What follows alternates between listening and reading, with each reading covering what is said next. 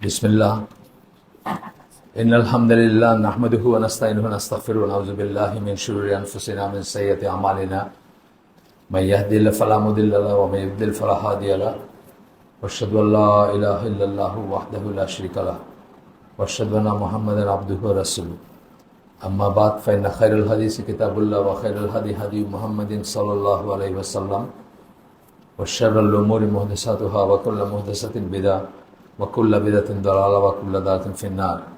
আসসালামু আলাইকুম ওয়া রাহমাতুল্লাহি ওয়া বারাকাতুহু। আমরা একটা বই ধরে পড়তেছিলাম, যদিও 3 মাস বোধহয় প্রায় গ্যাপ হয়ে গেছে। 3 মাস ধরে আমি বাইরে ছিলাম, সেই জন্য হালাকাটা হয় নাই। বইটার নাম ছিল, যদি কারো মনে থাকে, আপনারা কেউ আগে থেকে থাকেন, ইসলামিক বিলিফস, ইসলামী বিশ্বাসসমূহ, a brief introduction to the আকিদা অফ আহলুস সুন্নাহ ওয়াল জামাআহ, আহলুস সুন্নাহ ওয়াল জামাআহ আকিদার সংক্ষিপ্ত ভূমিকা। এই বইটা খুবই রিকমেন্ডেড একটা বই। বহু বড় বড় স্কলার এটাকে করছেন, এখানে রিভিউ করছেন এবং এন্ডোর্স করছেন। 5 জনের নাম আছে, আর পড়ছেন আরো অনেকে, পড়ে তারাও করছেন, রিকমেন্ড করছেন বইটা। তো রিভিউ এই সামনে প্রিফেস টাইপের লিখছেন 5 জন। তো এর ভিতর আব্দুল্লাহ ইবনে আব্দুর রহমান আল জিবরিন, শেখ জিবরিন যাকে আমরা বলি, মারা গেছেন উনি, ওনার আছে। তারপর ইনিও মারা গেলেন কয়েকদিন আগে।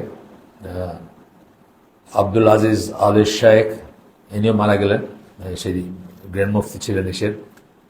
তারপরে নাসিরুল আকল, ডক্টর নাসিরুল আকল, ডক্টর সুরাইম এবং জামিল জাইনু, এনারা এই বইটা প্রিফেস লিখছেন, রেকমেন্ড করছেন, এন্ডোর্স করছেন। আর আরো অনেকের আছে এখানে, যারা পড়ছেন বইটা এবং পড়ে রিকমেন্ড করছেন। তার ভিতরে এই যাদের নাম বললাম তারা ছাড়াও আপনার ধরেন ডক্টর সালেহ ফৌজান, এখনকার গ্র্যান্ড মুফতি যিনি, উনিও এই বইটা রেকমেন্ড করছেন। তারপরে আব্দুল মুহসিন আল আব্বাদ, মারা গেছেন উনি, আব্দুর রাজাক আব্বাদের বাবা, উনিও রিকমেন্ড করছেন বইটা। এরকম বড় একটা লিস্ট আছে, এগুলো আমরা পড়ছি আগে, একটু জাস্ট অনেকদিন পরে আবার শুরু করলাম দেখে একটু একটু টাচ করতেছি পিছনেরটা। তো যেসব জিনিস আমরা পড়ে আসছি সেগুলো একটু বলি, তারপরে আমরা আজকের এসে যাই। প্রথমে আমরা আকিদার ডেফিনেশন পড়ছিলাম। আকিদা বলতে কি বোঝাই আমরা? ইসলামী সাহিত্যে আকিদা কথাটা খুব ঘন ঘন উচ্চারিত হয়, এবং আকিদা কামস ফার্স্ট, এরকম একটা কথা ইসলামী সার্কেলে প্রচলিত আছে, যে আকিদা সবার আগে আকিদা আসবে। কিন্তু আকিদা মানে কি আসলে? আকিদার শব্দগত অর্থ হচ্ছে বদ্ধমূল ধারণা। আক্ত বলি না আমরা বিয়ের ব্যাপারে, আক্ত একটা কথা বলি না, বিয়ের আক্ত করে। আক্ত মানে হচ্ছে গাঁটছড়া বাঁধা, মানে গিট্টু বাঁধা আর কি। তো সেখান থেকে আকিদাটা আসছে। মানুষের মনে যে বদ্ধমূল ধারণা হয় কোনো কিছু সম্বন্ধে, সেটাকে ডিকশনারিগতভাবে আমরা আকিদা বলি। ধরেন আপনার ধারণা যে সাপ সম্বন্ধে, আপনার ধারণা সাপে কামড় দিলে মারা যাব, বা বিষাক্ত এফেক্ট হবে, বিষের এফেক্ট হবে, এটা হচ্ছে সাপ সম্বন্ধে আপনার বদ্ধমূল ধারণা। যে কোনো জিনিস সম্বন্ধে যার যেটা বদ্ধমূল ধারণা, সেটাকে আকিদা বলা যেতে পারে। আমরা ইসলামী আকিদা যখন বলবো, তখন বলবো ইসলামী আকিদা বলতে গেলে আমরা বুঝি ইসলামে একটা সেট অফ বিলিফস আছে, বিশ্বাসের একটা সেট আছে। এই এই এই এই জিনিস আমরা বিশ্বাস করবো, এবং এই এই জিনিস আমরা বিশ্বাস করব না। এটা মূলত আসে হচ্ছে 6টা ইসের থেকে। আমরা ইসলামে 6টা ইসলামের স্তম্ভ আছে, ইমানের স্তম্ভ 6টা। আমানতু বিল্লাহি ওয়া মালাইকাতি ওয়া কুতুবি রুসুলি ওয়াল ইয়াউমিল আখিরি, আর বলি কাদার খাইরি ওয়া শাররি। তো এই যে 6টা আমাদের, এই যে 6টা ইসলামের স্তম্ভ, বিশ্বাসের স্তম্ভ, ইমানের স্তম্ভ, এইগুলার সম্বন্ধে এগুলো তো আমরা জাস্ট পয়েন্ট বলে গেলাম। যেমন আমানতু বিল্লাহি বললাম, এক কথা বললাম, আল্লাহ বিশ্বাস। আল্লাহ বিশ্বাস বলতে কি বোঝায়? আপনার আবু জাহেল, উনি আল্লাহ বিশ্বাস করতেন, আল্লাহর নামে কসম কাটতেন। আল্লাহ রসুল আল্লাহ বিশ্বাস করতেন, আল্লাহর নামে কসম কাটতেন। দুজনেই কিন্তু আল্লাহকে আল্লাহই বলতেন। ইয়েট আবু জাহেল কিন্তু কাফেরদের বা মুশরিকদের সর্দার, আর রাসূল সাল্লাল্লাহু আলাইহি ওয়াসাল্লাম নবী। তাইলে বুঝতে হবে যে তারা যে আল্লাহ, দুজনেই আল্লাহকে বলতেন, আমানতু বিল্লাহি দুজনেই বলছেন, কিন্তু দুজনের আল্লাহর ভিতর তফাৎ আছে। দুজনে আল্লাহ সম্বন্ধে কনসেপ্ট সেটা ভিন্ন।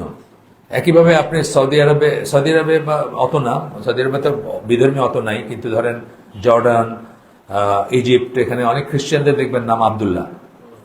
এখন কোন আল্লাহর আব্দ? তার আল্লাহর আব্দ সে, তাই না? মানে এই আব্দুল্লাহ তো আমাদের আব্দুল্লাহ না। তো এই জন্য এই আল্লাহ সম্বন্ধে আমরা কি কি বিশ্বাস করবো এবং কি করবো না, এগুলা অনেক খুঁটিনাটি পয়েন্ট আছে। বেসিকগুলা বা মিনিমাম কিছু সবাইকে জানতে হবে। যেমন ধরেন আল্লাহ কোথায় আছেন, এটা একটা বেসিক পয়েন্ট। এটা নিয়ে মুসলিম উম্মাহ কয়েক ভাগে বিভক্ত। আল্লাহ কোথায় আছেন, কেউ বলে আমরা জানি না আল্লাহ আকাশে আছেন না জমিনে আছেন না কোথায় আছেন, কেউ বলে যে আল্লাহ সর্বত্র আছেন। আর আমরা কি বলি, আহলে সুন্নাত জামা কি বলি, আল্লাহ 7 আসমানের উপরে আছেন, আরশের উপরে আছেন। তো এইটা একটা ছোট্ট পয়েন্ট বললাম। এই ধরনের অনেক পয়েন্ট আছে যেগুলো আপনার আল্লাহ সম্বন্ধে মিনিমাম জানতে হবে। তো এই পয়েন্টগুলো যেন আল্লাহ সম্বন্ধে, ফেরেশতা সম্বন্ধে, আপনার কিতাব সম্বন্ধে, রাসূল সম্বন্ধে, কিয়ামত সম্বন্ধে এবং কদর সম্বন্ধে যে পয়েন্টগুলো আমাদের জানতে হবে, বিশ্বাস করতে হবে, এইটার যে সেট আছে, সেট মানে সম্পূর্ণভাবে এক কথা আমরা বলতে বলি এটাকে ইসলামী আকিদা বলি, এক কথায় বললে, বা ইসলামিক বিলিফস বলি। এই বইটার নাম যেটা ইসলামিক বিলিফস, সেটা বলি। তো এইটা জানার জন্য একটু কষ্ট করতে হবে। মানে ইমানের পূর্বশর্ত যেরকম জ্ঞান, নলেজ বা ইলম, আমলের পূর্বশর্ত কিন্তু জ্ঞান, নলেজ বা ইলম। যা আমল করতেছেন আপনি সেই সম্বন্ধে আপনার জ্ঞান থাকতে হবে, কি করতেছেন এখানে, কি করতে আসছেন এখানে। যেমন অজুর কথাটা আমরা ধরি, আপনি শাঁখো পিছলায়া পানিতে পড়ে গেছেন, গ্রামে শাঁখো পিছলায়া পানিতে পড়ে গেছেন, আপনার সারা শরীর ভিজে গেছে, আপনার কিন্তু অজু হয় নাই। কেন হয় নাই? আপনার জ্ঞান ছিল না, আপনি ভাবেন নাই, আপনার নিয়ত ছিল না অজু করার। অজু করার নিয়তে আপনি পিছলায় পড়েন নাই, এই জন্য শুধু ইমানের ব্যাপার না, আমলের ব্যাপারে আপনাকে, যেমন একটা জামাতে যখন নামাজ হচ্ছে, এখানে আপনি আসলেন এই ঘরে, আপনি এসে ওইখানে দাঁড়ায় একলা নামাজ, আপনার নামাজ হইল না। কিন্তু আপনাকে নিয়ত করতে হবে, মানে মনে করতে হবে, জানতে হবে যে এই ইমামের পিছনে আমি এই নামাজটা পড়তেছি। তো এই জন্য জ্ঞান হচ্ছে পূর্ব শর্ত। তো এই আপনার কোথা থেকে জানবেন তাহলে এইগুলা, এই যে পয়েন্টগুলো বললাম, এই ছয়টা এটার জন্যই বইটা আমরা পড়তেছি। বাট স্টিল মানে ধরেন আপনি যদি জানতে চান যে সহজে আপনি জানবেন, এই জন্য আল আকিদা তাহাবিয়া বলে একটা বই আছে।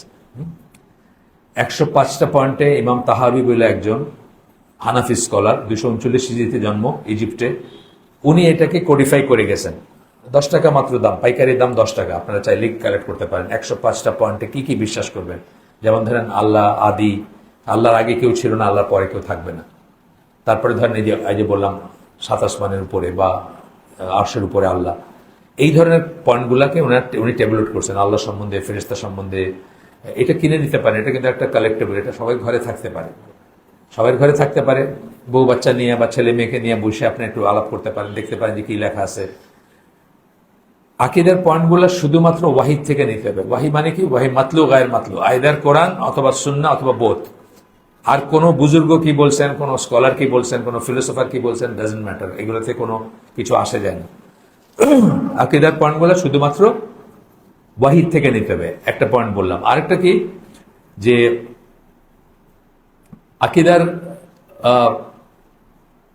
আকীদার পয়েন্টগুলোকে শিখার ব্যাপার আছে। শিখার যেটা বললাম, যে এই যে বদ্ধমূল ধারণা যেহেতু বলছি, শিখার ব্যাপার আছে। যেমন ধরেন আল্লাহ, আমরা কি বললাম, আমান্তু বিল্লাহি, আল্লাহ বিশ্বাস করি, ওয়া মালাইকাতিহি, মালাইকাতিহি মানে কি তার ফেরেশতায় বিশ্বাস করি, আমি বিশ্বাস করি, আমরা বলতেছি যে বিশ্বাস করি।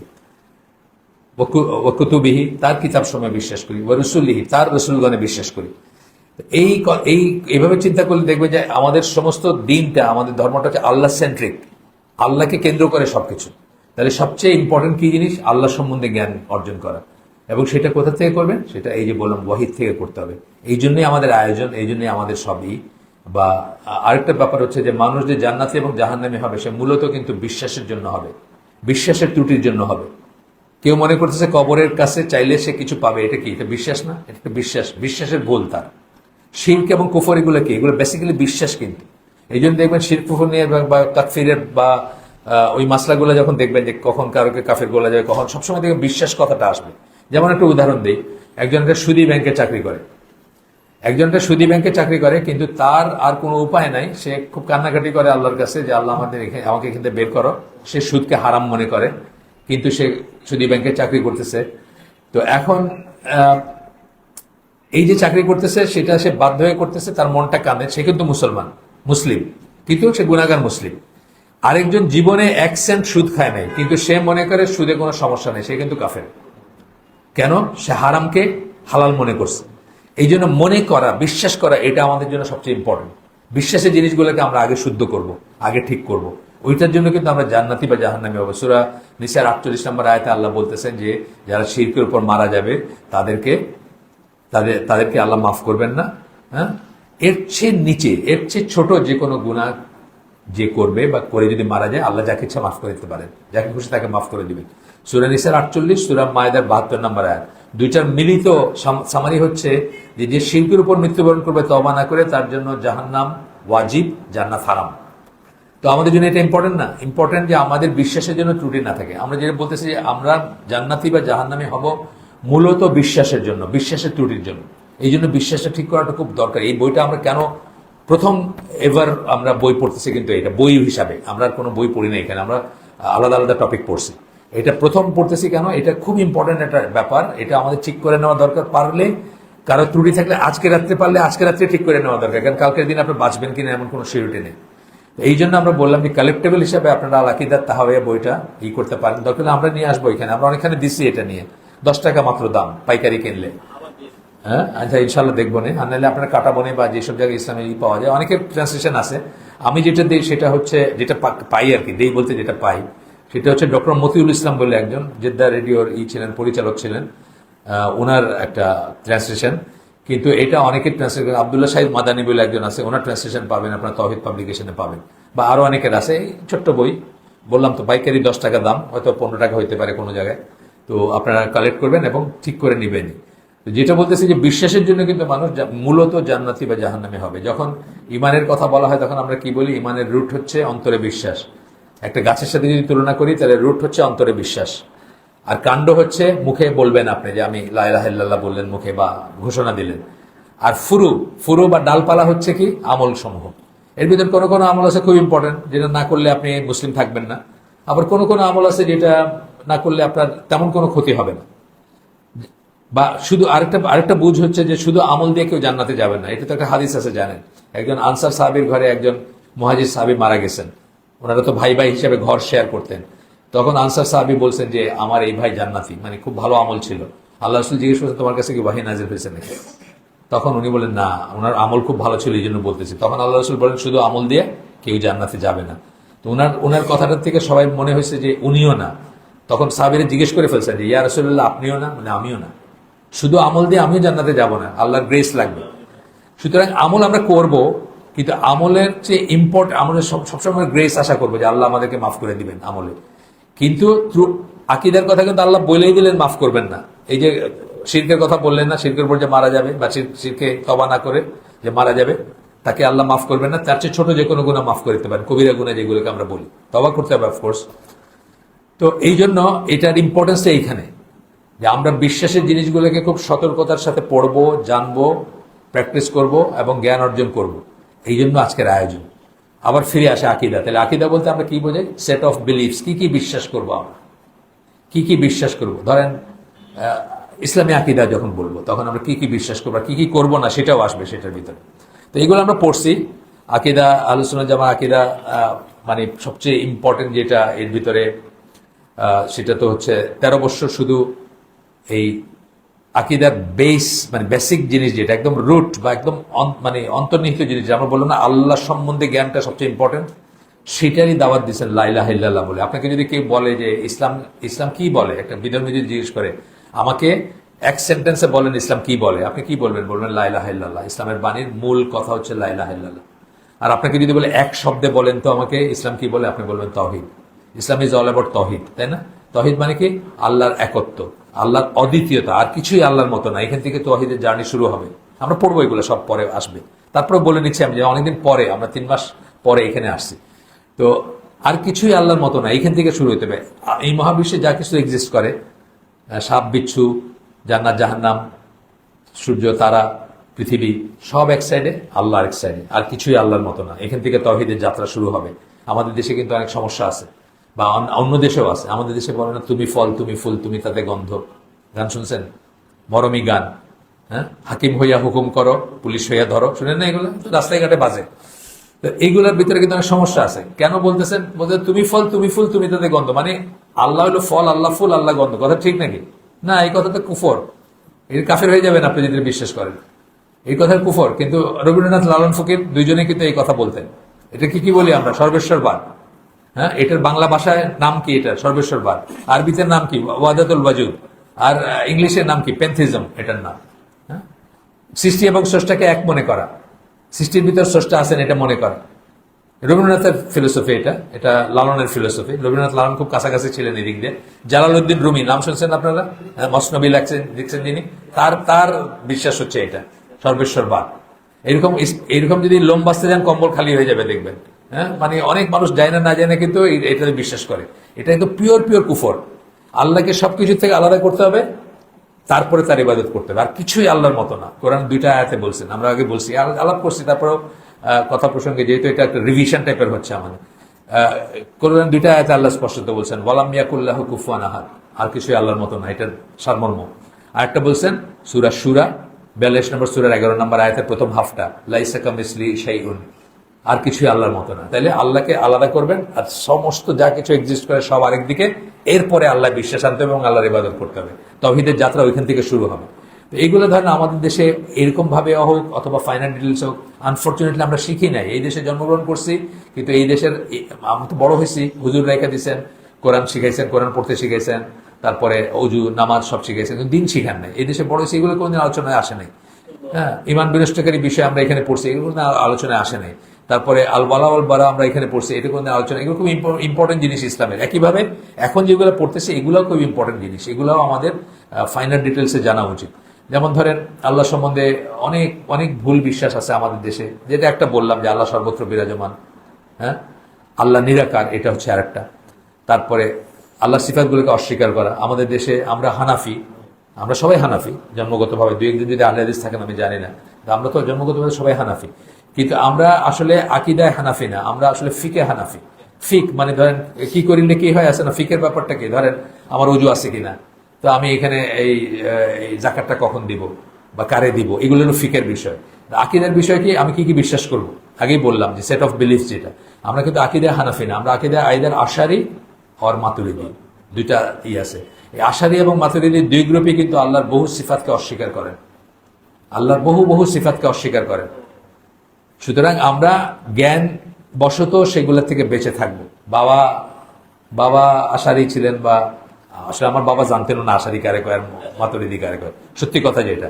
ফুড সোলজার যারা জেনারেল আমাদের দেশের মাদ্রাসা শিক্ষিত হন, বা জেনারেল হানাফি আলেম হন, বা জেনারেল হানাফি মানে মুসলিম হন, তারা কিন্তু এগুলো জানেন না, এগুলো সম্বন্ধে তো নিটিগ্রিটি আইডিয়াও নেই, তাদের দরকারও পড়ে নাই জানতে এগুলো। আকাবিররা যা বলছেন, বুজুর্গরা যা বলছেন, না বুজুর্গ ভাই দোস্ত বুজুর্গ বলেন ওনারা, ভাই দোস্ত বুজুর্গরা যা বলছেন সেটা থেকে ওনারা দিন নেন আর কি। কিন্তু এটাতে আপনি আমি পিএইচডি করতে পারি, কিন্তু জীবনে কোনোদিন পড়ে দেখলাম না যে আল্লাহ কে, আল্লাহ কি, আল্লাহ সিফাত কি। পিএইচডি করছি একটা সাবজেক্টে, পারলে 17 বছর লাগায়, হইল না তো কিছু। আপনাকে সৃষ্টি করা হয়েছে আল্লাহর ইবাদত করার জন্য, ওয়া মা খালাকতুল জিন্না ওয়াল ইনসা ইল্লা লিয়াবুদুন, শুধুমাত্র আল্লাহর ইবাদত করার জন্য আপনাকে সৃষ্টি করা হয়েছে। আপনি পিএইচডি করলেন, আপনি গভর্নর হইলেন, আপনি প্রেসিডেন্ট হইলেন, হোয়াটএভার যাই হইলেন, কিন্তু আপনি আসল কাজটাই করলেন না যেটার জন্য আপনাকে সৃষ্টি করা হয়েছে। তাহলে আপনার অবস্থা হবে, আমি অনেক সময় বলি, এখানে বলছি হয়তো, যে একটা সেকেন্ড হ্যান্ড গাড়ি আপনার কাছে কেউ বিক্রি করবে, দেখাইতে নিয়ে গেছে, তো বলতেছে যে এটার এই পাওয়ার উইন্ডো, এটা সেটা অনেক কিছু গুণাগুণ বলতেছে, এখন দাম ঠিক হবে। ওই মুহূর্তে বললো যে কিন্তু একটা কথা আছে, গাড়িটা চলে না, আপনি গাড়ি কিনবেন না, বিকজ গাড়ির পারপাস হচ্ছে A to B যাওয়া, A থেকে আপনাকে B তে নিয়ে যাবে, এটা হচ্ছে গাড়ির পারপাস। এখন সবকিছু গুণ আছে কিন্তু গাড়ি চলে না। একই কথা, আপনার জীবনে 16 আনাই বৃথা যদি আপনি সবকিছু করলেন কিন্তু আল্লাহর ইবাদতটাই ঠিক মতো করলেন না, কারণ আপনাকে সৃষ্টি করা হয়েছে এই কারণে। এটা ইসলামিক বিলিফ, ইসলামিক বিশ্বাসের একটা কথা। এটা সূরা জারিয়াত 51 নম্বর সূরা 56 নম্বর আয়াত, আল্লাহ বলতেছেন এই কথা যে আপনাকে শুধুমাত্র সৃষ্টি করছেন তার ইবাদত করার জন্য। আর ইবাদত করে আপনি প্রেসিডেন্ট হন, আপনি প্রাইম মিনিস্টার হন, অন্য কিছু হন, পিএইচডি করেন, সমস্যা নাই, কিন্তু সবকিছু করলেন কিন্তু ইবাদত করলেন না, আপনার অবস্থা হবে ওই গাড়ির মতো যেটার অনেক গুণাগুণ আছে কিন্তু এটা চলে না, আপনার 16 আনাই বৃথা জীবনে।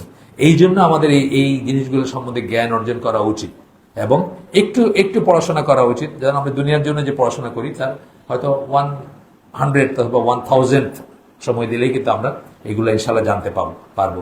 অন্যরা অনেক বড় কাজ করে গেছেন আমাদের জন্য। এই যে 4 মাযহাবের যেসব বড় 4জন যে ইমাম ছিলেন, আমরা অনেক সময় আমরা কিন্তু মাযহাবের ডগমা যেটা সেটাকে মানে অপছন্দ করি, কিন্তু এইসব আলেমদের সমালোচনা করি না। এই যে 4জন ইমাম, তাদের সমালোচনা করি না আমরা। কেন? তারা মুজতাহিদ আলেম ছিলেন, তারা মুজতাহিদ ছিলেন, তারা ইমাম ছিলেন, তারা বড় আলেম ছিলেন, তারা আমাদের জন্য অনেক সহজ করে দিয়ে গেছেন সবকিছু। আজকে আমি কথা বলতে পারতেছি কিন্তু তাদের ওই জিনিসের উপর বেস করে, নাহলে আমাদের কোনো ভিত্তি থাকতো না। আপনার পড়ে দেখেন তারা কত কাজ করে গেছে। তো এই জন্য তারা মুস্তাহিদ আলেম ছিলেন, কিন্তু তারা যদি ভুল করে থাকেন ইস্তেহাদে তাইলেও একটা রিওয়ার্ড পাবেন, আর শুদ্ধ করলে 2টা রিওয়ার্ড পাবেন। কিন্তু তার ভুলটাকে আমি আঁকড়ায় ধরে যাই শুই না বলবো যে না আমি তো হানাফি, আমি তো এটা করি না, তাইলে কিন্তু আল্লাহর কাছে কোনো নেই। কারণ কোরআনে হাদিসে ইমাম আবু হানিফা, আহমদ বিন হাম্বল, শাফি অথবা মালিকের নাম নাই, কিন্তু কার নাম আছে? রাসূল সাল্লাল্লাহু আলাইহি ওয়াসাল্লামের নাম আছে। আমি যদি কোনো একটা কিছু ভুল জেনে ওই দিন বলি আল্লাহকে যে আল্লাহ আমি মনে প্রাণে চেষ্টা করে জানছি যে আল্লাহ রসুল এরকম বলছেন, এই জন্য আমি এটা ফলো করছি, আপনার একটা অজুহাত থাকতে পারে। কিন্তু আপনি বললেন যে আমার যে দল ছিল ইসলামী দল, এটার আমির এটা বলছেন, এই জন্য আমি এটা করছি। ওই আমির কথা কোথাও লেখা আছে? কোথাও লেখা নাই। এটা নিয়ে আপনি আল্লাহর সামনে দাঁড়াইতে পারবেন না। এই জন্য একটু জ্ঞান অর্জন করা দরকার আছে। প্রত্যেকটা জিনিসে আমাদের ভুল আছে। আল্লাহর কনসেপ্টে যেরকম ভুল আছে বললাম, এই যে মসনবী নাকি অজু করে, ওরা বলে অজু করে নাকি মসনবী ধরতে। মসনবী কবিতার বই এবং লাইনে লাইনে শিরক কুফর আছে। কিন্তু আপনাকে বলবে কি পড়াইতেছে মাদ্রাসায়, আবার বলতেছে যে অজু করে ধরবেন না, নাইলে কিন্তু খবর আছে। বুঝছেন ব্যাপারটা? মসনবী মানে কি দুই কাপলেট আর কি, 2 লাইনের কবিতা। তো উনি সর্বশেষবাদী ছিলেন। এরকম আরো মানুষ ছিলেন যাদের, ধরেন ইমাম গাজালি, আমাদের দেশে ইমাম গাজালির সাংঘাতিক পজিশন। আমাকে মারা গেছে, আমার আল্লাহ তাকে জান্নাত নসিব করুন, আমার 2 বছর জুনিয়র একটা ছেলে। সে আমার একদিন বলতেছে যে দুনিয়া থেকে যদি কোরআন হাদিস হারায় যায় আর ইমাম গাজালের ইহয়া উলুমুদ্দিন যদি থাকে, তাইলে মুসলমানরা পথভ্রষ্ট হবে না। এটা বলতে পারি আমরা? মারাত্মক ত্রুটির কথা, মারাত্মক ভ্রান্তির কথা। ইয়াহিয়া উলুমুদ্দিনের পেজে দুর্বল, জয়ীফ অথবা বানানো হাদিস আছে, বানোয়াট হাদিস আছে। ইয়াহিয়া উলুমুদ্দিন হচ্ছে সেই বই যার জন্য নাসিরুদ্দিন আলবানী হয়েছেন। এই বই পড়তে গিয়ে উনি যখন দেখলেন যে এত অসঙ্গতি, হাদিসের এত আজে বাজে কথা লেখা আছে, কিন্তু উনি হাদিসের পড়াশোনা শুরু করলেন। উনি ওই বইটাই হচ্ছে ওনার জীবনে এই এত বড় মুহাদ্দিস হওয়ার পিছনের চালিকা শক্তি। অথচ ওইটাকে আমাদের দেশে খুব করে। ঠিক আছে, আপনারা অন্ধভাবে নেবেন না। আল্লাহ আপনাদেরকে ফ্যাকাল্টি অফ রিজনিং দিচ্ছেন, আল্লাহ আপনাদেরকে দিচ্ছেন, সেটা দিয়ে যেটা সত্য সেটা গ্রহণ করবেন। আমার কথা গ্রহণ করতে হবে কোনো কথা নেই। আপনারা পড়াশোনা করেন, আমার কথা গ্রহণ করতে হবে কোনো কথা নেই। তো এইটাই আমরা এখানে শিখতেছি যে আকীদা কারে বলে শিখছি আমরা, সালাফ কাকে বলে। একটা কথা আমরা সালাফ বলি, সালাফি বলি, একটা কথা বলি না, সবসময় বলি আমরা সালাফি কথাটা বলি। সালাফ কাকে বলে? সালাফ কথাটা মানে হচ্ছে পূর্বপুরুষ, অ্যানসেস্টার্স। আমাদের পূর্বপুরুষ কারা? দিনে আমাদের পূর্বপুরুষ কারা? সাহাবীরা, তাবেঈরা, তাবেঈরা। এই 3 জেনারেশনকে আমরা সালাফ বলি, জেনারেল। অথবা এই প্রিন্সিপালের উপর কিয়ামত পর্যন্ত যারা থাকবে তাদেরকে আমরা কি বলি? সালাফি বলি। ঠিক আছে? তো এই সালাফি কোনো পলিটিক্যাল দলের নাম না, এটার মেম্বারশিপ নেই, এটা কোনো ফ্ল্যাগ নেই, এটার কোনো নাই, গঠনতন্ত্র নেই। এটা হলো একটা মেথোডোলজির নাম, একটা পদ্ধতির নাম। পদ্ধতি বোঝেন না? প্রক্রিয়া পদ্ধতি বোঝেন না? এটা পদ্ধতির নাম। এটাকে আমরা, এই পদ্ধতিটাকে আমরা অনেক সময় বলি মানহাজ, কথাটা বলি। কিভাবে পদ্ধতিটা কি হবে আমাদের? যে কোনো কিছু পদ্ধতি, ধরেন আমরা নেতা নির্বাচন করব, এটার পদ্ধতি কি হবে? আমাদের মানহাজ কি? ডেমোক্রেসির মাধ্যমে নেতা নির্বাচন করা আমাদের পদ্ধতি না। ঠিক আছে? নেতা নির্বাচন এইভাবে আমাদের এইভাবে ভোট দিবেন, বা ডেমোক্রেসি যেটাকে বলে, ডেমোক্রেসি ইটসেলফ অনেক সমস্যাযুক্ত ব্যাপার। সেই মাধ্যমে সেটার মতো করে করা আমাদের পদ্ধতি না, আমাদের মানহাজ না, সোজা কথা। আচ্ছা, যাই হোক, আবার ফিরে আসি ওখানে। এই জন্য জিনিসগুলো জানা খুব ইম্পর্টেন্ট, কারণ অনেক ভুল ধারণা নিয়ে আমরা বড় হয়েছি বা এখনো আমরা আছি। যেমন ফেরেশতা, আল্লাহর পরে নেক্সট কি? ফেরেশতা আসলো। ফেরেশতার সম্বন্ধে আমাদের কি আইডিয়া? অনেকের আইডিয়া হচ্ছে ফেরেশতা হচ্ছে একটা ন্যাংটা ছেলে, ছোট, ডানা আছে 2টা, ঘুরে ঘুরে বেড়াইতেছে। দেখেন না এটা ছবি আছে। এটা কোথেকে আসছে? এটা আমাদের ধর্ম থেকে আসে না, বাইরের থেকে আসছে, বিজাতীয় ইসের থেকে আসে। যে ফেরেশতা হলো একটা ন্যাংটা ছেলে, বাচ্চা, ডানা আছে 2টা, খুব নিষ্পাপ, সে ঘুরে বেড়াইতেছে না। ইসলামের স্কলারদের ভিতরে এমন স্কলার আছে যারা মনে করেন যে ফেরেশতারা হচ্ছে এক ধরনের শক্তি, এনার্জি। কাফেররা যখন জিজ্ঞেস করে, তাদের জ্ঞান নাই, তারা বলতে পারেন না, কথা বলতে পারেন না, তখন তারা বলে বলবো এক ধরনের এনার্জি। এটা আপনি এটা একেবারেই কুফরি কথা। আপনি বললেন যে এক ধরনের এনার্জি। ইয়েস, ফেরেশতারা আলোর তৈরি, কিন্তু তারা ইন্ডিভিজুয়ালস। আমি এনামুল হক, উনি মিজানুর রহমান, আরেকজন আব্দুর রহমান, আব্দুল্লাহ। এরকম যেরকম আমরা ইন্ডিভিজুয়াল, ফেরেশতারা হচ্ছেন এক একজন ইন্ডিভিজুয়াল। প্রত্যেকের বৈশিষ্ট্য আছে, কাজ আছে আলাদা, ডিফাইন বৈশিষ্ট্য আছে। কারো 3টা ডানা, কারো কয়েকশত ডানা। কেউ খুব অর্ডিনারি কোনো কাজ করেন, কেউ প্রবল পরাক্রমশালী।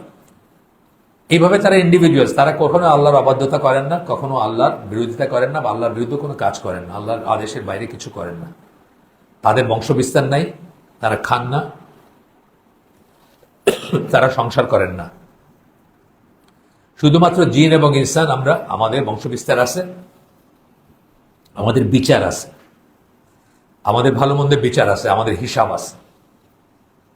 যাই হোক, ফেরেশতা সম্বন্ধে আমাদের আকীদাটা শুদ্ধ করা দরকার আছে, বিকজ এটা তো বিশ্বাসের পয়েন্ট। আপনি যদি মনে করেন ফেরেশতারা লাইট বা এনার্জি এক ধরনের, আপনি হইল না আপনার ফেরেশতাকে আপনার একদম ডিফাইন্ড কাজ আছে। কেউ বৃষ্টি বর্ষণ করান, কেউ পাহাড়ের ই করেন, কেউ মেঘের করেন, কেউ জাহান্নামের পাহারা দিচ্ছেন, কেউ জান্নাতের পাহারা দিচ্ছেন বা জাহান্নাতের এরকম ডিফাইন্ড, কেউ আল্লাহর আরশকারী করেন, এরকম ডিফাইন্ড জব আছে। সব প্রত্যেকের চরিত্র আছে, প্রত্যেকের ডিউটি আছে। এরপরে কি কিতাব, আপনার কিতাব সম্বন্ধে আপনার আইকে একদম স্পষ্ট হইতে হবে। আহমদ দিদার তার একটা লেকচারে বলতেছেন, উনি তো সাউথ আফ্রিকায় কাজ করতেন। সাউথ আফ্রিকার কৃষ্ণাঙ্গ মুসলিম, যারা কম জ্ঞান বা যারা নতুন করে মুসলিম হয়েছে, তাদের কথা বলতেন যে তারা আপনার ওই খ্রিস্টান মিশনারি তাদের কাছে যাইতো, তো একটা বাইবেল দেখায় বলতো এটা ইনজিল, এটা কি আল্লাহর কিতাব না? এখন উনি তো শিখছেন যে আমান্ত বিল্লাহি মালাইকাতি কুতুবিহি, না, ইনজিল তো আল্লাহর কিতাব, কি করে অস্বীকার করবেন? দেখাই কইতেছে এটা ইনজিল, তো উনি বলতেছেন হ্যাঁ এটা আল্লাহর কিতাব। যাকে জিজ্ঞেস করছে, অর্ডিনারি মানুষ, রাস্তার মানুষ, তো বলতেছে এখানে কি মিথ্যা কিছু থাকতে পারে? আল্লাহর কিতাব বলে মিথ্যা কেমনে থাকবে? বলছেন না, আল্লাহর কিতাবে মিথ্যা কিভাবে থাকবে? বল তাইলে এখানে এটা বলা আছে, ঈসা আলাইহিস সালাম সালাম, সে মানে যা কিছু আছে সেটা বললো। এইটা একটা ডিলেমা না, একটা কষ্টের ব্যাপারে পড়ে গেলেন না? কিন্তু ওনার যদি ক্লিয়ার আইডিয়া থাকতো কিতাব বলতে কি বোঝায়, যখনই বলতো যে এটা আল্লাহর কিতাব নেই, বলতো না এটা আল্লাহর কিতাব না, ইনজিল আল্লাহর কিতাব না, আপনার এটা আল্লাহর কিতাব না, আপনার এটার ভিতরে ইনজিলের খানিকটা আছে আর বাকিটা মানুষের লাগা। ঠিক হয়ে গেছে না? তার এখানে কি সত্যি কথা আছে না মিথ্যা কথা আছে? বলছে হ্যাঁ আল্লাহ যেটুকু আছে ওইটুকু সত্য, আর মানুষের যেটা লাগাইছে ওইটা মিথ্যা। তখনই হয়তো জিনিসটা ক্লিয়ার হয়ে যেত। এইভাবে আমাদের বুঝতে হবে। অনেকে কিন্তু আমরা এই জিনিসগুলো আলাদা করতে শিখি না বা বুঝি না। অনেকেই বলে যে বেদ বা কি গীতা ফিতা এটা আছে না কিসব, এইগুলোও কোনো না কোনো ফর্মে আল্লাহর কিতাবই ছিল, এগুলো মানুষ বলে। কিন্তু না না, এগুলোকে আপনি বলবেন, আপনার সেই জ্ঞান নেই, আপনার সেই নাই যে আপনি এগুলোকে বলবেন। হ্যাঁ, সেখানে একটা দুইটা কথা থাকলে এটা আল্লাহর কিতাব হয়ে যায় না। একটা দুইটা কথা থাকতেই পারে, ওই অমুকের থেকে অমুক শুনছে, অমুকের থেকে অমুক শুনছে, শুনতে শুনতে শুনতে শুনতে একটা কথা আসছে, মোহাম্মদ নামটা আসছে কোন একটা কিতাবের ভিতরে, মোহাম্মদ সাল্লাল্লাহু আলাইহি ওয়াসাল্লামের নামটা আছে ধরেন তাদের কোনো কিতাবের ভিতরে, তাই এটাকে তাই বলে কি আল্লাহর কিতাব হয়ে গেল নাকি? না। এই জন্য স্পষ্ট আলাদা আইডিয়া থাকতে হবে যে আল্লাহ নাম করে যেগুলো বলছেন সেগুলা, তার বাইরে কিছু আছে সেগুলা। কিন্তু আমরা এটা সার্টিফাই করতে যাব না কি আমরা ইনজিলে বিশ্বাস করি, আমরা তাওরাতে বিশ্বাস করি, আমরা জাবুরে বিশ্বাস করি, এগুলো সব আল্লাহর নাম ধরে বলছেন। আর বাকিগুলা সাহিফা বলছেন বা সুহুফ বলছেন প্লুরাল, সেগুলা বিশ্বাস করি। যা আল্লাহ বলছেন সেগুলো বিশ্বাস করি, কিন্তু সেগুলা কোনোটাই এখন ইনটেক্ট নাই এবং কোনোটাই এখন আর প্রযোজ্য না, সব অ্যাব্রোগেটেড। এটা কিন্তু বিশ্বাসের একটা অংশ। কেউ বাইবেল দেয়া যদি দলিল দিয়ে বলে যে এটা, আপনি বলবেন না এটা এখন অ্যাব্রোগেটেড, এটা শেষ। আমার মোহাম্মদ সাল্লাল্লাহু আলাইহি সাল্লাম নবুয়ত কমপ্লিট হওয়ার পরে পৃথিবীতে একটাই মাত্র দিন আছে, দিন ইসলাম। আর এর বাইরে যা দিন আল কুফর, বাকি সব কটা কাফের। মানে খ্রিস্টান হইলো কাফের, ইহুদি হইলো কাফের, হিন্দু হইলো কাফের। এইটা আপনি বলবেন যে তখন বুঝবেন যে আপনার কিতাব সম্বন্ধে পরিষ্কার আইডিয়া থাকবে যে সকল কিতাবের সকল রুলিং অ্যাব্রোগেটেড। অ্যাব্রোগেটেড মানে বাতিল, ওইটা দিয়ে আপনার জীবন চালাইতে পারবেন না। এখন শুধু একটাই কিতাব, সেটা হলো আল কোরআনুল কারীম, শেষ। কিতাব সম্বন্ধে এটা ভালো ঠিক বিশ্বাস। রসুল সম্বন্ধে আমি নিজে শুনছি মানুষকে বলতে, মালয়েশিয়ান ইসলামিস্ট কেউ একজন, কৃষ্ণের এত ক্ষমতা, এত গুণাগুণ, এত বর্ণনা আছে, তাহলে বোধহয় উনি কৃষ্ণ বোধহয় পয়গম্বর ছিলেন। কৃষ্ণ আলাইহিস সালাম বলা উচিত আমাদের, বলতেছেন আর আমরা বলবো কৃষ্ণ আলাইহিস সালাম না, কারণ আমার বেসিক ফিল্টারেই উনি আউট। ওনার যেসব বৈশিষ্ট্য বলে বেসিক ফিল্টারে আউট, যদি উনি থাকেনও কেউ আর কি, যদি গল্প না হয় কোনো সত্যিকার মানুষ থাকেনও, বেসিক ফিল্টারে আউট। কারণ একজন নবী ব্যভিচার করবে এটা তার ইসে আসে না। তো উনি তো ওনার নিজের মামির সাথে ব্যভিচারে লিপ্ত ছিলেন। আপনি বৈষ্ণব পদাবলী পড়ে দেখেন, ওখানে আছে। বেসিক ফিল্টারে আউট। আমরা এগুলো বলতেই যাব না। আমরা বলবো যে 25 জন নবীর কথা আল্লাহ বলছেন নাম ধরে কোরআনে, তার বাইরে অগণিত আছেন যাদের আমরা জানি না। কিন্তু আমরা কাউকে সার্টিফাই করতে যাবো না যে কৃষ্ণ নবী ছিলেন বা রাম নাকি আছে এদের, বা আরো যেগুলো না, আমরা এগুলো বলতেই যাব না, এগুলো প্রশ্ন ওঠে। এই জন্য আমাদের জানতে হবে যে নবীর বৈশিষ্ট্য কি, নবীরা কিছু বৈশিষ্ট্য আছেন, লা ইলাহা ইল্লাল্লাহ দিয়েছেন সবাই, আল্লাহ বলেছেন কোরআন। তো কৃষ্ণ কি লা ইলাহা ইল্লাল্লাহর দাওয়াত দিচ্ছেন নাকি? সিম্পল কথা, মানে বেসিক ফিল্টারে আউট, আর কিছু দরকার নেই। রসুলই গেল ওয়াল ইয়াউমিল আখির। কিয়ামত সম্বন্ধে মুসলিম উম্মার ভিতরে কত ডিভিশন আছে। কিয়ামত বলতে, যদিও কিয়ামত বলতে আখিরাতের ওই সময়টার কথা বোঝানো হয়, কিন্তু আপনার কিয়ামত শুরু হয় কি, আপনি চোখ বুঝলেন কিয়ামত শুরু হয়ে গেল, তাই না? আপনার আখিরাত শুরু হয়ে গেল না? আপনার সওয়াল জবাব, আপনার আখিরাত শুরু হয়ে গেছে আপনার অলরেডি। মুসলিম উম্মায় বহু মানুষ আছে যারা কবর আযাবে বিশ্বাস করে না, কবরের সওয়াল জবাবে বিশ্বাস করে না, কবর আযাবে বিশ্বাস করে না, বা আরো অনেক জিনিসে বিশ্বাস করে না যেগুলো আল্লাহ বর্ণনা করছেন। এমনকি ইবনে সিনার নাম শুনছেন না সবাই? ওনাকে তো তাকফির করছেন অনেক বড় বড় স্কলাররা। উনি ফিজিক্যাল রিজারেকশনে বিশ্বাস করেন না, মানে আমরা যে শরীর নিয়ে আবার উঠবো, পুনরুত্থিত হবে, এটাতে বিশ্বাস করেন না। উনি মনে করতেন যে এটা আত্মিক একটা ব্যাপার হবে। জান্নাত জাহান্নামে বিশ্বাস করেন না, ফিজিক্যাল পানিশমেন্টে বিশ্বাস করতেন না, এই জন্য ওনাকে তাকফির করছেন অনেকে। কিন্তু এইগুলা প্রত্যেকটা আক্ষরিক অর্থে আপনাকে বিশ্বাস করতে হবে। আল্লাহ বলছেন এই চামড়া জ্বলবে, আবার রিজেনারেটেড হবে। ডাক্তার আছেন কেউ এখানে? একজনও ডাক্তারি পড়ছেন কেউ কাছাদারে? নাই কেউ। ডাক্তারদের জিজ্ঞেস করেন, আমাদের সমস্ত ব্যথা কিন্তু চামড়াতে। চামড়া যার অনেক সময় দেখেন আগুন লেগে চামড়া পুড়ে গেছে, সব চামড়া পুড়ে গেছে, তার কিন্তু কোনো কষ্ট নাই, শাড়িটা পাঠিয়ে দিয়েছে, কনফিডেন্ট মারা যাবে সে, কিন্তু শাড়িটা পাঠিয়ে দিয়েছে, তার ওই কষ্টটা কিন্তু চামড়ায়। এই জন্য আল্লাহ কি বলছেন, চামড়াটা জ্বলবে, আবার রিজেনারেট করা হবে, যে শাস্তির সিভিয়ারিটি বোঝাইতে বলছে। শুধু তাই না, কাফেরের শরীরটা বড় করে দেওয়া হবে যেন চামড়ার সারফেস এরিয়া বেড়ে যায়, বুঝছেন? কাফের কিন্তু অনেক বড় শরীর নিয়ে জাহান্নামে যাবে, আর সারফেস এরিয়া বাড়িয়ে যাবে। সারফেস এরিয়া বাড়লে কি শাস্তির জায়গা বেড়ে গেল না? এবং সেটা এগেন এন্ড এগেন রিজেনারেট, আক্ষরিক অর্থে বিশ্বাস করতে হবে। আপনি যদি ডাউট করেন, আপনি ইসলামের বাইরে চলে গেলেন। এই জন্য আপনার বিশ্বাসগুলো ঠিক করা দরকার। বহু মানুষ আছে কবর সম্বন্ধে ভুল বিশ্বাস, আখিরাত সম্বন্ধে ভুল বিশ্বাস, পুনরুত্থান সম্বন্ধে ভুল বিশ্বাস, জান্নাত জাহান্নাম সম্বন্ধে ভুল বিশ্বাস। তারপরে দেখেন ওয়াল ইয়াউমিল আখির গেল, কাদার। তারপরে 6 নম্বর পয়েন্ট বলতেছে, আমরা 6টা, কিন্তু আমাদের মতে কি বিশ্বাসের স্তম্ভ 6টা, আর বাংলাদেশে কয়টা? 7টা। এটাও কিন্তু জানার একটা বিষয়। কারণ আপনি যে মাদ্রাসায় পড়াইতে পাঠাইছেন বাচ্চারে, 7টা শিখাবে। এটা কি সিল ছিল নাকি? সিল না, না হলে আমার গ্লাসে পানি দেন একটা। এটা খোলা ছিল, আপনি খুলছেন? হ্যাঁ, ঠিক আছে, ঠিক আছে, তাহলে মাফ করবেন, 1 মিনিট।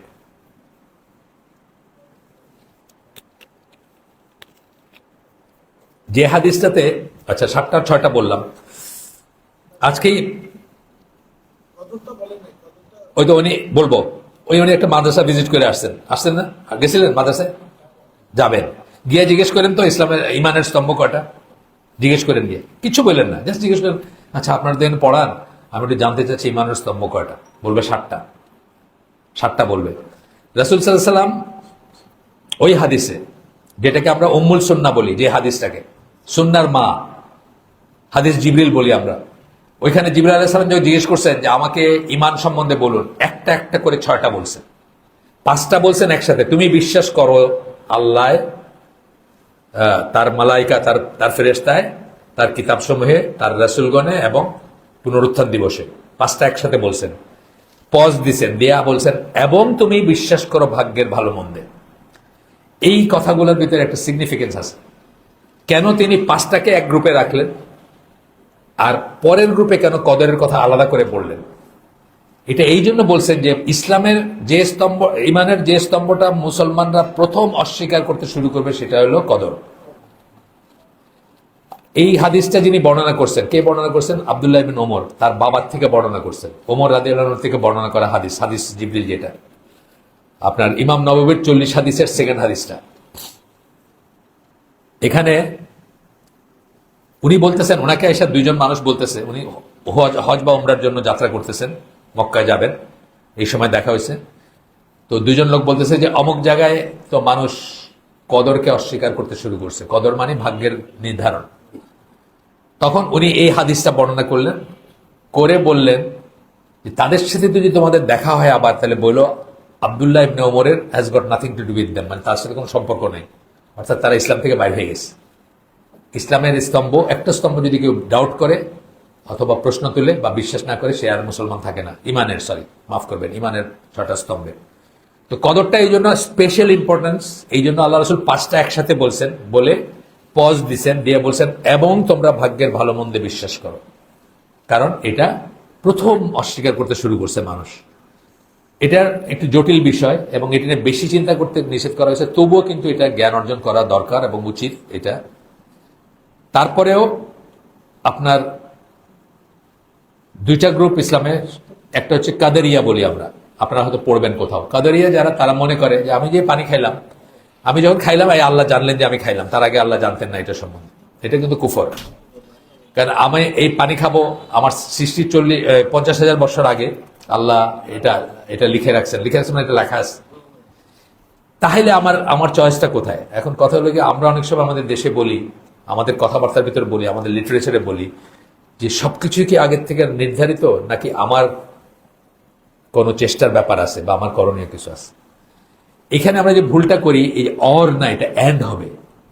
নির্ধারিত এই সেন্সে যে আল্লাহ তার জ্ঞানে জানেন যে আমি এই পানিটা খাবো, এটা আমাকে সৃষ্টি করার, পৃথিবী সৃষ্টির 50,000 বছর আগে জানেন, তারও আগে জানেন, কিন্তু লিখে রাখছেন তখন, বা তারও আগে জানেন। তার কারণ কি? কারণ হচ্ছে যে পাস্ট, প্রেজেন্ট এবং ফিউচার আল্লাহর কাছে একসাথে এক্সিস্ট করে। আল্লাহর কাছে কোনো আগে পরে নাই।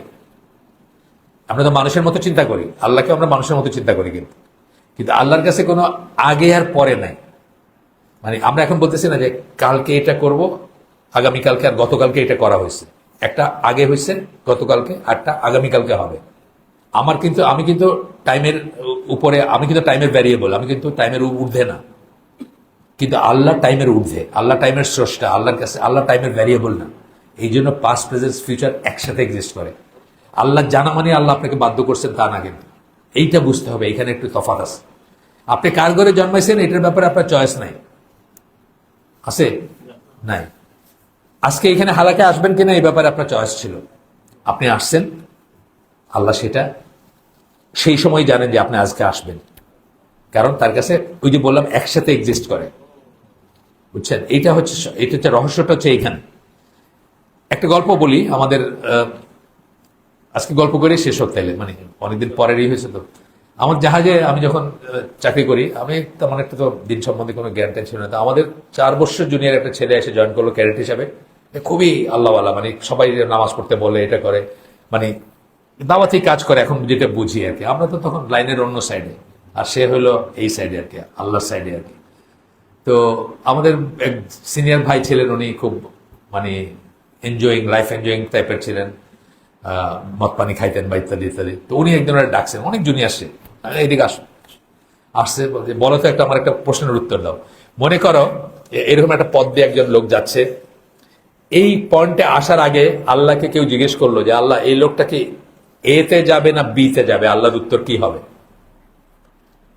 তো মাহমুদ তো একটু ভড়কাই গেছে, মানে আমাদের ওই ছেলেটার নাম মাহমুদ, জুনিয়র ছেলে। তো তখন উনি আবার বলতেছেন যে আল্লাহ যদি বলে যে আল্লাহ জানে না, তাহলে উনি কিসের আল্লাহ? আর আল্লাহ যদি বলে যে এই লোকটা এই পথেই যাবে, তাহলে ওই লোকটার দোষ কি? আল্লাহ যদি বলে যে এই পথে যাবে, যাওয়ার আগেই বলতেছে কিন্তু এই পথে যাবে, তাইলে তার দোষ কি? এটা তো তার কোনো ব্যাপার না, এটা তো নির্ধারিত, আল্লাহ নির্ধারণ করে দিয়েছেন যে সে এই পথে যাবে। আর যদি আল্লাহ বলেন যে আমি জানি না কোন পথে যাবে, তাহলে উনি কিসের আল্লাহ হইলেন? এখানের ফ্যালাসিটা ওই ছেলেটা ধরতে পারে নাই। ধরতে না পারে হয়তো একদম চেহারাটা নীল হয়ে গেছে, বাচ্চা ছেলে একদম, ক্যাডেট জয়েন করছে জাহাজে। উত্তরটা কি হওয়ার কথা ছিল? উত্তরটা হওয়ার কথা ছিল যে আল্লাহ জানেন যে সে এই পথে যাবে, কিন্তু আল্লাহ তাকে বাধ্য করেন না এই পথে যেতে। সে চুজ করছে, সে আজকে চুজ করতেছে, কিন্তু আল্লাহ যেহেতু পাস্ট, প্রেজেন্ট, ফিউচার নাই, আল্লাহ তখনই জানেন যে সে এটা চুজ করবে, কিন্তু আল্লাহ তাকে বাধ্য করেন নাই। কতগুলো জিনিস আছে আল্লাহ আপনাকে নির্ধারণ করে দিয়েছেন, আপনার কোনো চয়েস নেই। যেটা বললাম, আপনি কার ঘরে জন্মাবেন, বাংলাদেশে জন্মাইছেন, এটা আপনার কোনো চয়েস ছিল না। এটা বোঝার ব্যাপার আছে। এইভাবে যখন শিখবেন দিন, তখন জিনিসগুলো প্রপার পার্সপেক্টিভে পড়বে। তা নাইলে কিন্তু অনেক কনফিউশন থাকবে। এই কদর নিয়ে যে কত ধরনের কথা আছে, কদর নিয়ে যে কত বিভ্রান্তি আছে। আমি এখন একটা বই পড়তেছি, এই শুক্রবার সকালের হালাকায়, আদা আদা ও দাওয়া মানে অসুখ এবং মেডিসিন, হাফিজ ইবনুল কাইমের। ওইখানে উনি একটা চ্যাপ্টার ডেডিকেট করছেন। বহু মানুষ আছে তারা মনে করে দোয়া করে কি হবে, সবই তো নির্ধারিত। চিন্তা করছেন কত বড় ফিতনা এটা। আল্লাহ কোরআনে প্রতি জায়গায় বলতেছে যে এটা করলে তোমাদেরকে এটা দেওয়া হবে, এটা করলে ভালো করলে এই ফলাফল, খারাপ করলে এই ফলাফল, মানে কজ এবং এফেক্ট, কজ এবং এফেক্ট, কজ এবং এফেক্ট। ওরা বলতেছে যে না, দোয়া করে কি হবে, দোয়া কোথাও যায় না, মানে সবই তো নির্ধারিত, দোয়া করলেও যা না করলেও তা। আরেক দল আছে বলতেছে দোয়া করলে ইবাদত হইল, সব পাইবা সেই জন্য, কিন্তু যা হবার তাই হবে, তোমার কিছু চেঞ্জ হবে না। অথচ আল্লাহ বলতেছেন চেঞ্জ হবে। আল্লাহ বলতেছেন তোমরা যদি এরকম করো তাহলে তোমাদেরকে জান্নাত দেওয়া হবে, আর যদি এরকম করো তাহলে তোমার জাহান্নামী হবে। কথার কথা বললাম, আরো এরকম অনেক কথা আছে। এখন এই এত রকমের ফ্যালাসি আছে, তার ভিতর থেকে আপনাকে ঠিকটা উদ্ধার করতে হবে এবং ঠিকটা ফলো করতে হবে। এই জন্যই আহলুস সুন্নাহ ওয়াল জামাত যে কথাটা বললাম, এই কথার মিনিং আগে আমরা আলোচনা করছি। আহলুস সুন্নাহ ওয়াল জামাত আমরা প্রায়ই বলি আহলুস সুন্নাহ ওয়াল জামাত, এই কথাটা বলি। এটা মানে কি? আল্লাহ রাসূল সাল্লাল্লাহু আলাইহি ওয়াসাল্লাম যখন বলছেন যে এই যে এসে দাগ কাটছেন মাটিতে, দাগ কাটে বলছেন যে এইটা হচ্ছে আমার রাস্তা সিরাতুল মুস্তাকিম, আর এইগুলার উপর প্রত্যেকটার উপর একটা শয়তান বসে আছে, সেদিকে আহ্বান করে। তো আবার এটা বলছেন যে অনেক কটা হাদিস একসাথে বলতেছে, আমি মানে একটা করে না, সামারি বলতেছে। আবার বলছেন যে 73 ফিরকায় বিভক্ত হবে তার উম্মাহ, তার ভিতর 72টাই জাহান্নামে যাবে, একটা শুধু জান্নাতে যাবে। আল্লাহ রাসূল তার সাহাবীরা জিজ্ঞেস করছেন সেটা কোনটা, তখন বলছেন যে আমি এবং আমার সাহাবীরা যে পথের উপর আছি, বা সেটা হচ্ছে আল জামাত। কখনো বলছেন আল জামাত, কখনো বলছেন আমি এবং আমার সাহাবীরা যে পথের উপর আছি। এই কথাটা আল জামাত বলতে ওনার জীবদ্দশায় বোঝাইতো যে একটাই মাত্র জামাত মুসলমানদের। এমনকি মুনাফিকরাও এটার অংশ ছিল, মদিনার মুনাফিকরাও কিন্তু ওইটারই অংশ ছিল, একটাই মাত্র জামাত ছিল। আজকে জামাত কয়টা আছে? 80টা খালি পলিটিক্যাল দল আছে বাংলাদেশ, ইসলামী দল। এটা আজকের কথা না, আর কয়েকদিন আগের কথা। আজকে এখন তো আরো বেড়ে গেছে হয়তো। আমি নামও শুনি নেই জীবনে, এরকম আজকে দেখলাম একটা মার্কা, কোনোদিন নাম শুনি নেই দলের, আজকে মার্কা দেখলাম ইসলামী দল। তো 80টার মতো দল আছে। এখন আপনি যদি আল জামাত বলেন কিছু মিন করে না। এই জন্য এখন বলার দরকার আছে যে আমরা ওই জামাতের অংশ যার উপর আল্লাহ রাসূল এবং সাহাবীরা ছিলেন। এইটা বোঝাইতে গিয়ে আমরা কি বলি? আহলুস সুন্নাহ ওয়াল জামাত কথাটা বলি, নাইলে দরকার ছিল না। পৃথিবীতে যদি একটা জামাত থাকতো তাহলে আমরা বলতাম আমরা আল জামাতের অংশ। কিন্তু ওইটা যেহেতু এত ফেরকা আছে, যেমন বাশার আল আসাদ, এই যে সিরিয়ার, এই লোক কিন্তু আলিবার্ট শিয়া। আলিবার্ট শিয়া কারা? আলী রাদিয়াল্লাহু আনহুকে যারা গড ইনকার্নেট মনে করে, মানে রক্তে মাংসে হুলুল, রক্ত মাংসে আল্লাহ মনে করে যারা, আলিবার্ট শিয়া। আমি কি তার সমগোত্রীয়? প্রশ্নই ওঠে না কোনো। কিন্তু ধর্মের ঘরে সেও ইসলামে টিক দেবে, আমিও ইসলামে টিক দিব, বা দুনিয়ার সবাই তারাই মুসলমান মনে করে। কিন্তু আমেরিকানদের জিজ্ঞেস করে দেখেন, তারা বলবে এরা ও তো মুসলমান, মুসলিম। এই জন্য আজকে দরকার আছে আলাদা করে বলার যে আমি হচ্ছে ওই দলের মানুষ, বা ওই অংশ, বা ওই জামাত যার উপর আল্লাহ রাসূল এবং সাহাবীরা ছিলেন। এইটা একটা টার্ম হিসাবে আব্দুল্লাহ ইবনে আব্বাসের মুখে প্রথম উচ্চারিত হয় আহলুস সুন্নাহ ওয়াল জামাত কথাটা। এটা আমরা পড়ছি এখানে। এইটার আরো ভিন্ন ভিন্ন নাম আছে, কিন্তু একই কথা বোঝানো হয়। নামগুলো আমি বলি। আহলুল আসার। আহলুল আসার, আসার কাকে বলি আমরা? সাহাবীদের কথাকে আসার বলি, নবীর কথাকে হাদিস বলি। আহলুল আসার মানে আমরা সাহাবীদের পথপন্থার উপর আছি। তাইফা মানসুরা, সাহায্যপ্রাপ্ত দল বা বিজয়ী দল। ফেরকাতুন নাজিয়া, নাজাতপ্রাপ্ত দল। আহলুল হাদিস, এই সব কটা কথার একটা, মানে আহলে হাদিস না, কিন্তু একটু খেয়াল করেন, আমি বলছি আহলুল হাদিস। আহলে হাদিস বলতে আমার একটা ডিফারেন্ট জিনিস বোঝায়। আহলে হাদিস হচ্ছে এই বাংলাদেশের টার্ম। আহলে হাদিস বললাম না, এই লে কথাটা আরবিতে নাই, এটা এখানকার কথা, উর্দু, ফার্সি বা বাংলাদেশের কথা। আমি আহলে হাদিস বলি নাই, আহলুল হাদিস বলছি। কেন বলছি? জেনেরিক সেন্সে যেটা। এই আহলে হাদিসে বাংলাদেশে কিন্তু 14-15টা ভাগ আছে। আমি কিন্তু সেটা কোনো ভাগে, আই ডোন্ট বিলং দেয়ার, আমি কোনো ভাগের ভিতর নাই। তো আমি আহলুল হাদিস মানে নাপা আর প্যারাসিটামলের ভিতরে তফাৎ আছে না? প্যারাসিটামল হলো এটার জেনেরিক নাম, আর নাপা হচ্ছে এটার কমার্শিয়াল নাম, মানে কি বলে এটাকে, ট্রেড নাম এটা। তো ট্রেড নাম আর জেনেরিক নামের ভিতরে তফাৎ আছে না? আমি জেনেরিক ভাবে আহলুল হাদিস, কিন্তু আমি ওই ফেরকাভুক্ত হইতে চাই না, 14টার একটা হইতে চাই না। তাই এই জন্য আমি আহলুল হাদিস বলছি, আহলে হাদিস বলি নাই। কিন্তু আহলুল হাদিস, আহলুস সুন্নাহ ওয়াল জামাত, ফিরকাতুন নাজিয়া, আহলুল আসার এবং তাইফা মানসুরা, এই সবকটার একটাই মিনিং, সেটা হচ্ছে কি আল্লাহ রসুল এবং তার সাহাবীরা যে পথের উপর ছিলেন, যে পন্থার উপর ছিলেন, যে বিশ্বাসের উপর ছিলেন সেটা, এবং আমাদের প্রত্যেকের চেষ্টা করা, খোঁজ করা উচিত সেটা কোনটা। আমারটা আমি বলতেছি না, আমি যা বলতেছি আমার ফলো করবেন না, না, আপনি খোঁজ করেন ওটা কোনটা, সেটার উপর আপনি নিজেদেরকে নিয়ে যান, সেটার উপর নিজেকে নিয়ে যান, কারণ ওইটার ব্যাপারে একমাত্র গ্যারান্টি আছে যে সেটা জান্নাতে যাবে, বাকিগুলা জাহান্নামে এন্ড করবে। হয়তো কম দিন, বেশি দিন, কেউ কম দিন থাকবে, কেউ বেশি দিন থাকবে। যদি তৌহিদ থাকে ভিতরে, তাহলে হয়তো সে কোনো না কোনো দিন জান্নাতে যাবে। কিন্তু এই একটার ব্যাপারে বলছেন যে এটা জান্নাতে যাবে আর বাকিগুলো জাহান্নামে যাবে, সেই একটা আমাদের সবাই খোঁজ করা উচিত না? আমরা জাহান্নাম কিন্তু আমাদের কোনো পসিবিলিটি হওয়া উচিত না, কোনো প্রবাবিলিটি হওয়া উচিত না যে আচ্ছা ঠিক আছে গেলেও একদিন, 1 মিনিট, 1 সেকেন্ডের টর্মেন্ট যেটা হবে, সেটার জন্য আপনার যদি সেদিন দুনিয়ার অধিপতি হন, আপনার দুনিয়া সবকিছু আপনার, আপনি সবকিছু দিয়ে দিতে চাবেন 1 সেকেন্ডের টর্মেন্ট থেকে বাঁচার জন্য, ওটা আমরা এখানে কল্পনা করতে পারি না, কল্পনা করা সম্ভব না। ওটা কি, যেমন জান্নাতের ব্লেসিং মানে ব্লিস যেটাকে আমরা বলি, মানে জান্নাতের আনন্দ ফুর্তি বা ভাল লাগা, সেটা যেমন আমরা ফেদম করতে পারবো না, জাহান্নামের কষ্টটা আমরা ফেদম করতে পারবো না। এই জন্য জাহান্নাম যেন আমাদের কোনো পসিবিলিটি বা প্রবাবিলিটি না হয় মনে, যে যাই করতেছে করতেছে, আচ্ছা গেলে 1 মাস 2 মাস থাইকা আল্লাহ তো বাইর করে দেন না, প্রশ্নই উঠে না। এটা চিন্তাই আনবেন না মনে, এবং সবসময় আল্লাহর কাছে চাবেন যে এটা থেকে আল্লাহ বাঁচায় রাখেন যেন, আপনি সবসময় আল্লাহর কাছে চাইতে হবে। তো এই হচ্ছে কথা যে আপনার এই ব্যাপারগুলা খুব ইম্পর্টেন্ট ব্যাপার, আমরা এগুলা খুব মন দিয়ে শুনবো, আমরা পর্যায়ক্রমিকভাবে আমরা এখানে আমরা আগে আলোচনা করছি আকীদা কাকে বলে, আমরা আগে আলোচনা করছি সালাফ কাকে বলে, আমরা আগে আলোচনা করছি আহলুস সুন্নাহ জামা কাকে বলে, টার্মিনোলজিগুলো আমরা জানতে চাইছি। তার কারণ আমি 100 বার বলবো হয়তো সামনে, এই আহলুস সুন্নাহ জামা কথাটা 100 বার বলবো, আগামী যে আছে এইখানে যে লেখাগুলো আছে, আপনি যদি না জানেন, আপনি কি বললেন এটা, এই জন্য জানবেন যে আল্লাহ রসুল এবং সাহাবীরা যে পথ পন্থার উপর ছিলেন সেটাকে আমরা আহলুস সুন্নাহ জামা বলি, ওইটার উপর আমরা সবাই। আচ্ছা আরেকটা ছোট্ট কথা বলে নিয়ে আজকে শেষ করে দিব, 1 ঘন্টা হয়ে গেছে প্রায়, না ও 20 শেষ না, 20 1 ঘন্টা। আচ্ছা এই কথাটা হচ্ছে, এখন স্ট্রাকচারাল জামাত নাই কিন্তু দুনিয়ায়।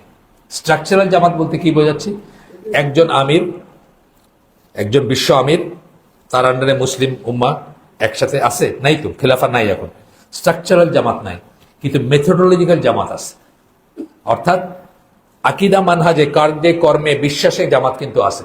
সেটা কিভাবে আছে, ধরেন একজন স্কলার বলতেছিলেন যে পানির বিন্দুর মতো, এই 2টা বিন্দু নোয়াখালীতে আছে, এখানে 50টা বিন্দু আছে, আরেকখানে আছে কিছু, এগুলোকে মিলাই দিলে যদি আপনার কি হবে, একটা বড় পানির হবে না, সমষ্টি হবে। পানি কিন্তু আলাদা করতে পারবে না, বিন্দুগুলো মিলাই দিলে কিন্তু পানিকে আলাদা করতে পারবে না, কিন্তু আপাতত বিভিন্ন বিভিন্ন জায়গায় আছে। যে যেখানে আছেন সেখানেই যদি আপনি আল্লাহ রসুলের সাল্লাহ সাল্লামের আকীদা এবং মানহাজ অনুযায়ী জীবনযাপন করেন, আপনি আহলুস সুন্নাহ জামার পার্ট আর কি, ঠিক আছে। এবং এই সম্বন্ধে আল্লাহ রসুল কি বলে গেছেন, যে আমার উম্মার ভিতরে একটা দল থাকবে যাদেরকে কেউ কখনো ক্ষতি করতে পারবে না, মানে তারা টিকে থাকবে, কিয়ামত পর্যন্ত টিকে থাকবে, এই ক্ষতি করতে পারবে না অথবা পরাজিত করতে পারবে না। এই কথার মানে কি, যে তাদের ছেড়ে গিয়ে তাদের বিরোধিতা করে কেউ তাদেরকে বিচ্যুত করতে পারবেন না।